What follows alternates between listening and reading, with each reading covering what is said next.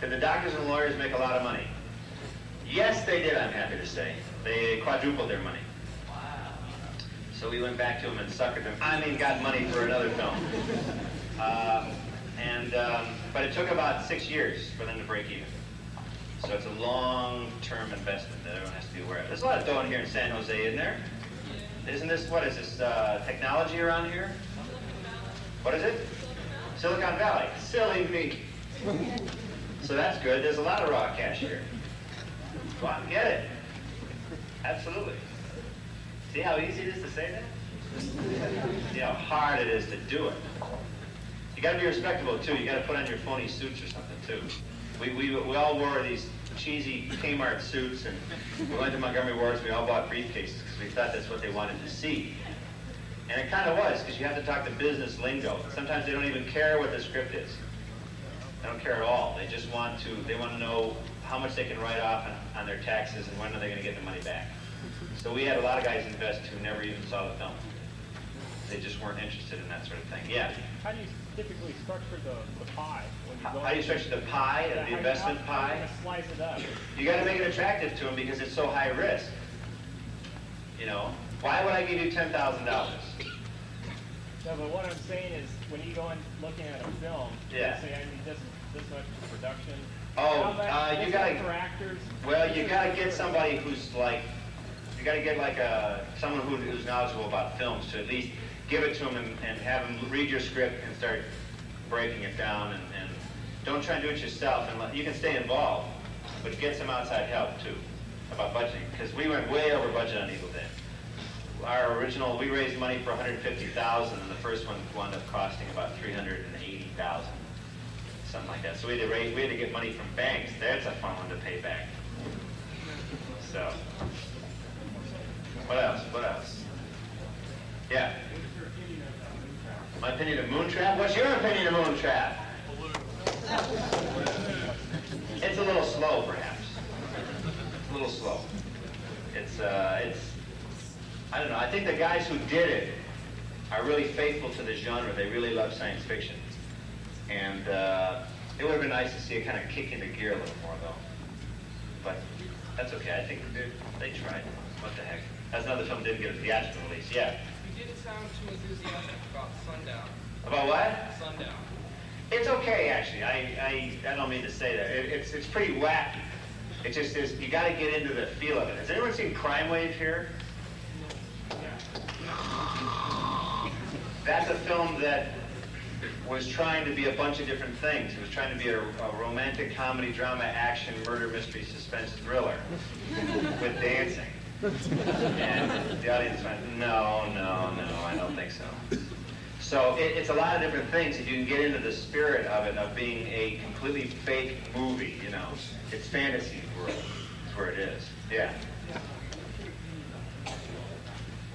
My opinion of the MPAA's trashing of horror films. We live in America. It's a free country. You can release the films unrated if you want.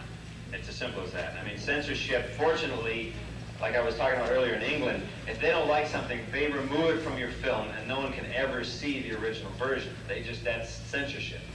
Here, they can't make you not release it. All the MPAA, all they stand for is a ratings guide to let parents know. So the only problem you get into, if it's unrated, some radio stations will not run the ad.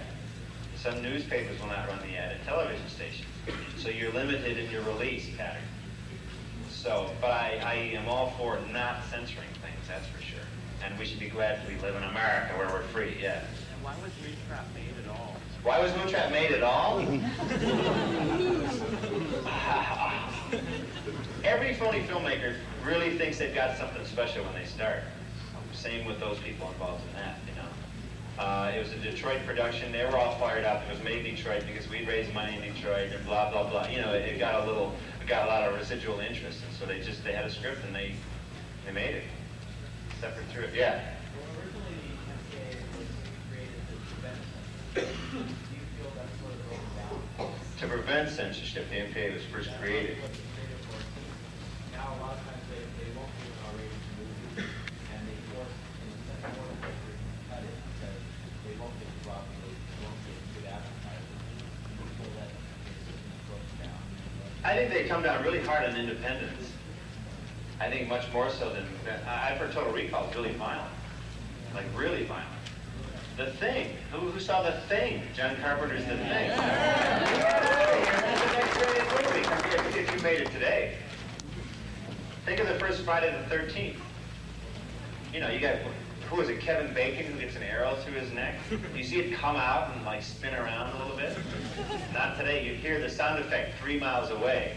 You know, it's ridiculous. They're really clamping down hard, and I think it'll wind up resulting in more unrated movies like Chunk Blower and Roadkill, you know, all those sweet films like that.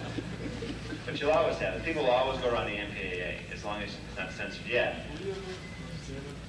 A stand-up comedian depends on how the horror business goes.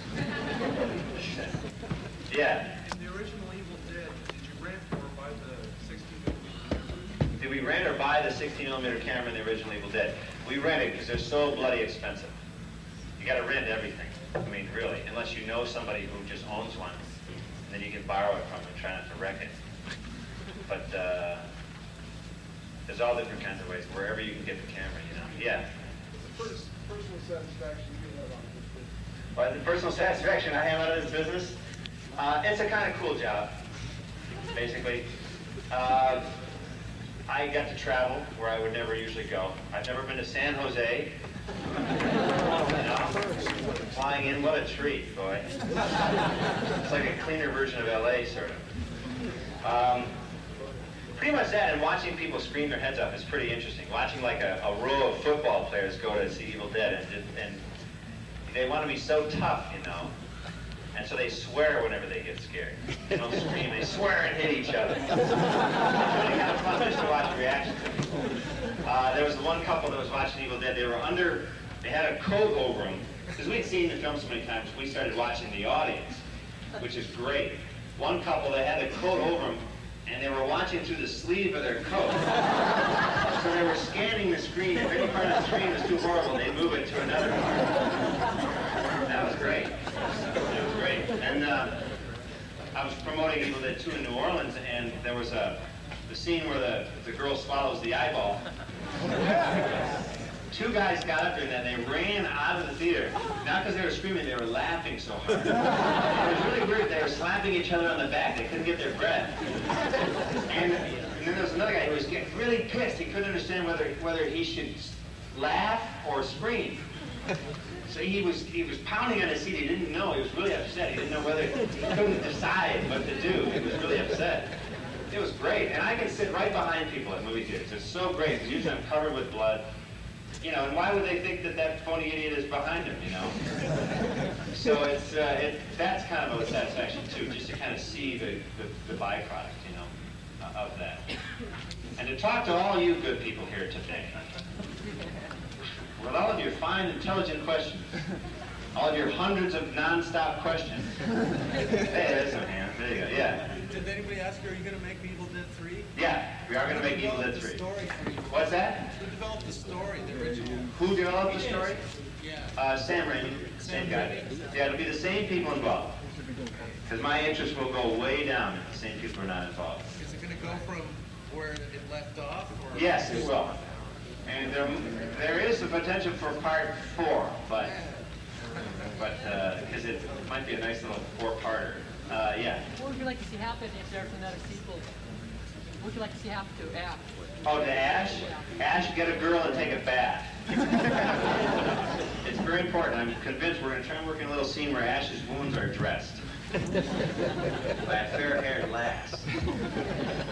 These are fringe benefits, you see. Yes. Evil Dead 3, probably the medieval Dead. But we don't know yet. I don't know. Yeah. So when you and Sam decided to make Evil Dead, Yeah. you the table decided, well, so you're going to play Ash, or I'm going to play Ash. Actually, we decided originally when we did the Super 8 movie, I was the monster, and there was a woman who was the standard screaming heroine. But we actually decided that maybe we could milk it more if you make the man the screaming coward.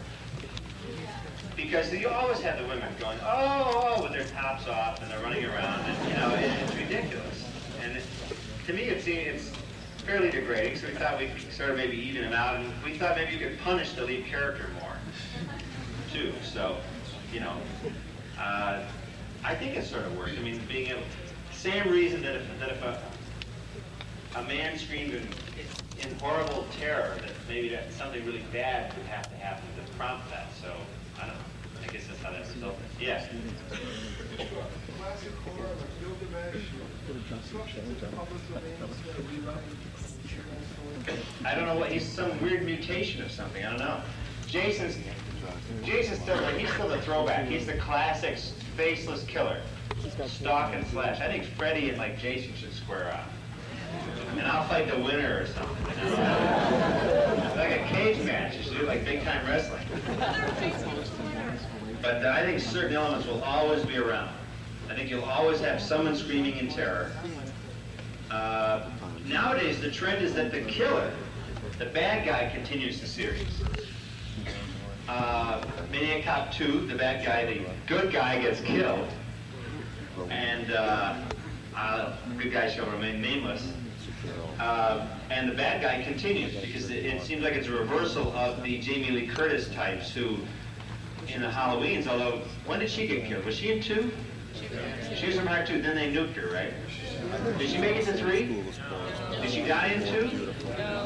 Oh, she just said, I won't come back for 3, right? She had a kid somewhere, and the kid took over in part 3. Oh, I see. They killed her in a car wreck? Beginning of 3. They said goodbye.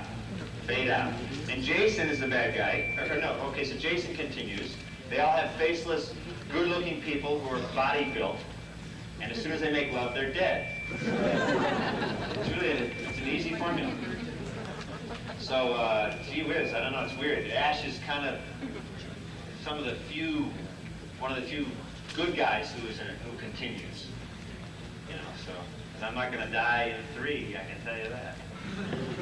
Yeah.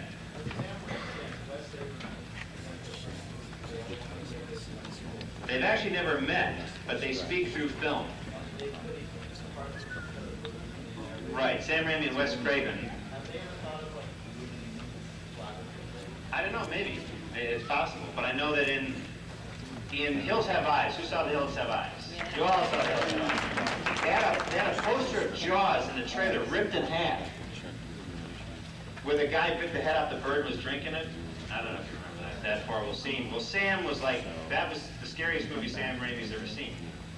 So in Evil Dead, in the basement, we took the poster of The Hills Have Eyes and tore that in half. Because I think what Wes Craven was saying is, as bad as Jaws is, this is real in this trailer. That's nothing. So we went, oh yeah, Hills Have Eyes, that's nothing compared to what's going on here. So in Nightmare on Elm Street, he used a clip. Someone was watching TV late at night, and they were watching clips from Evil Dead. So in Evil Dead 2, Sam in a basement, and I'm not sure if you can see the film clearly or not, but we took a poster of Evil Dead of Nightmare on Elm Street and tore that in half. And then I think you also put a Freddy hand in the worship scene. It's hanging there somewhere. And I don't know, Wes hasn't responded yet. We'll have to see what's next. In the back. Does Sam Raimi have any connections with Tex Avery? Sam Raimi connects with Tex Avery? And they're just wackiness, you mean? I can't hear you. I was reading an article and it mentioned something that was like some connection. And I don't know what you're saying or There's no direct relation. No. Sam might owe him some money or something. Yeah. Phantasm 3, I don't know. You'll have to ask Angus when he's here. He seems to think that there is. But I can't elaborate on that. Yeah. Okay, he played Nancy Fox. Did you play cops? He was the cowboy with Jane Fox. He was the bad guy. Evil Dead 2, is there some stuff that was taken out? It wasn't taken out because it was unreleased. Or it was unrated, I'm sorry. But what we did is when we shot it, the reason why Evil Dead 2 does not have the gore factors is because we really thought we had to get an R rating.